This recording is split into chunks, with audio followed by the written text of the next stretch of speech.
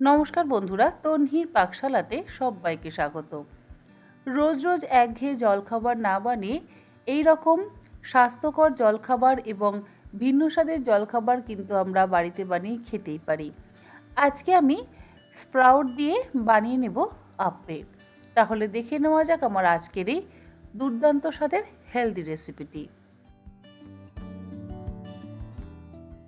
আপ্পে বানাবার জন্য এখানে ব্যবহার করেছি স্প্রাউট, অর্থাৎ খোসা সমেত মুগ ডাল সারা রাত ভিজিয়ে রেখে তারপরে ডালটা ভিজে যাওয়ার পর জলটাকে কিছুটা ফেলে দিয়ে যে কল গজিয়ে যায় সেটাকেই কিন্তু বলা হয় স্প্রাউট। আর এই স্প্রাউট খাওয়া কিন্তু স্বাস্থ্যের পক্ষে ভীষণই ভালো।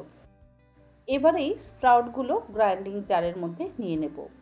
এই স্প্রাউট দিয়ে কিন্তু আপনারা দোসাও বানাতে পারেন, আবার চাইলে চিলাও বানাতে পারেন, আবার চাইলে আপ্পামও বানাতে পারেন। দিয়ে দিলাম এর মধ্যে এক মুঠো ধনেপাতা, 3টে কাঁচা লঙ্কা, হাফ ইঞ্চি আদার টুকরো। তার সাথে দিচ্ছি স্বাদ অনুসারে লবণ। লবণটা একবারে দিলে কি হবে, স্বাদটা ব্যালেন্স হবে, তা না হলে বেটে নেওয়ার পর লবণটা ব্যবহার করতে হবে। ফ্রেশ কয়েকটা কারি পাতা দিয়ে দিলাম, আর দিলাম হাফ কাপের থেকে একটু কম পরিমাণে ধুয়ে ভিজিয়ে রাখা চিড়ে। অল্প একটু জল দিয়ে একদম মসৃণ করে বেটে নিলাম। চিড়ে দিলে কি হবে, বেশ একটু মুচমুচে হয়, তা না হলে একদম নরম হয়ে যাবে। যাই হোক, আমাদের আপ্পের জন্য ব্যাটার তৈরি। এটাকে এবার আলাদা সরিয়ে রাখছি। চাটনি বানাবার জন্য গ্রাইন্ডিং জারের মধ্যে নিয়ে নিলাম হাফ কাপ পরিমাণে ডেসিকেটেড কোকোনাট, অল্প একটু রোস্টেড বাদাম, অল্প একটু রোস্টেড ছোলা, একটা কাঁচা লঙ্কা, এক টুকরো আদা, স্বাদ অনুসারে লবণ দিচ্ছি, আর দিচ্ছি এখানে 3 টেবিল চামচ পরিমাণে টক দই। এটা আমার জল ঝরানো টক দই, সেই জন্য আলাদা করে একটু জলের ব্যবহার করব। 1/4 কাপ পরিমাণে তেঁতুলের জল দিলাম, আর 4-5টা ফ্রেশ কারি পাতা দিয়ে দিচ্ছি। তারপরে একসাথে ভালো করে বেটে নেব।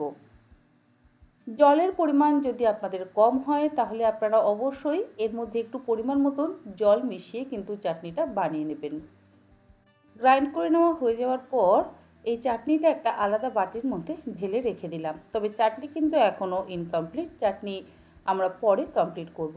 আর আপ্পের জন্য যে ব্যাটারটা তৈরি করে রেখেছিলাম তার মধ্যে দিয়ে দিলাম হাফ চা চামচ পরিমাণে ইনো।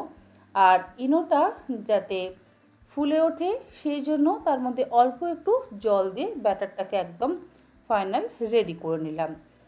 ইনো দিলে খুব সুন্দরভাবে আপ্পেগুলো ফুলে উঠবে। ব্যাটার আমাদের একদম তৈরি। আর আপ্পের জন্য একটা আপ্পে প্যান আমি এখানে ব্যবহার করছি, খুব সামান্য পরিমাণে তেলের ব্যবহার করছি। প্যানটাকে গরম করে নেওয়ার পর তেল খুব একটা দেওয়ার প্রয়োজন নেই, খুব কম তেলে কিন্তু আপ্পে বানানো যায়, আর সেই জন্যই আমি বলছি এটা ভীষণই স্বাস্থ্যকর। অল্প করে একটু তিল দিয়ে দিচ্ছি। তিলটা সম্পূর্ণ অপশনাল, যদি আপনারা দিতে চান তাহলে দেবেন, আর যদি না থাকে তাহলে নাও দিতে পারেন। তিল দেওয়ার পর এবারে এই একটা একটা ছাঁচের মধ্যে তৈরি করে রাখা ব্যাটারটা দিয়ে দিচ্ছি।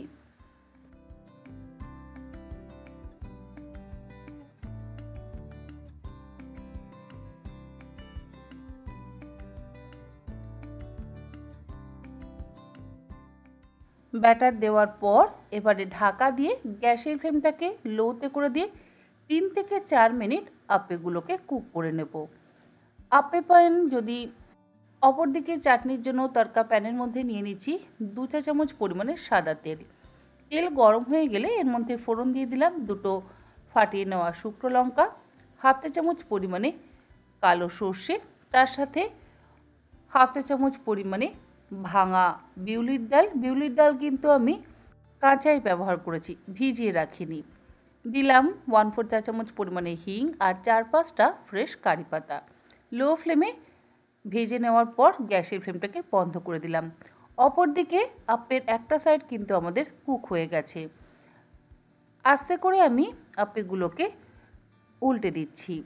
একটা সাইড হয়ে যাওয়ার পর অন্য সাইড উল্টে দিয়ে আরও 3 মিনিট ঢাকা দিয়ে কুক করে নেব। এই ব্যাটার দিয়েই ছোট ছোট গোলা রুটির মতন বানিয়েও কিন্তু আপনারা খেতে পারেন, অসম্ভব ভালো লাগে।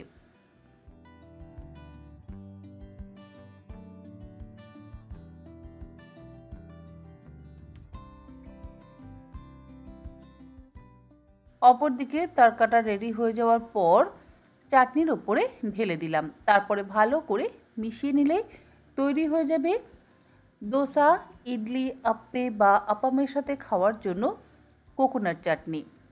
এই চাটনি বানিয়ে আপনারা কম করে 1 সপ্তাহ 10 দিন এয়ারটাইট কন্টেনারের মধ্যে ভরে নর্মাল ফ্রিজে স্টোর করে রাখতে পারেন।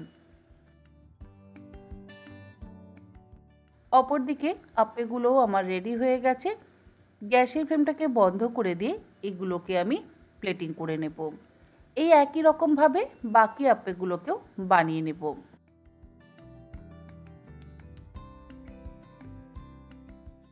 গরম গরম আপ্পে কোকোনাট চাটনির সাথে খেতে কিন্তু অসম্ভব ভালো লাগে। আর যদি আপনারা গ্রিন চাটনি বানাতে চান তাহলে যে রেশিওতে আমি চাটনিটা তৈরি করলাম তার মধ্যে 1 মুঠো ফ্রেশ ধনেপাতা দিয়ে ভালো করে বেটে নিলেই তৈরি হয়ে যাবে গ্রিন চাটনি। আশা করি আমার আজকের এই গ্রিন চাটনি আর আপ্পের রেসিপি আপনাদের ভালো লাগলো। ভালো লাগলে আপনারা যে কোনো দিন বানিয়ে নিন এই দুর্দান্ত স্বাদের হেলদি টেস্টি আপ্পে। স্কুল কলেজ অফিসের টিফিনেও কিন্তু এইভাবে আপ্পে বানিয়ে আপনারা দিতে পারেন। আজ তাহলে এই পর্যন্ত, আবার হাজির হয়ে যাব অন্যদিন অন্য কোনো রেসিপি নিয়ে। ভালো থাকবেন, সুস্থ থাকবেন, ধন্যবাদ।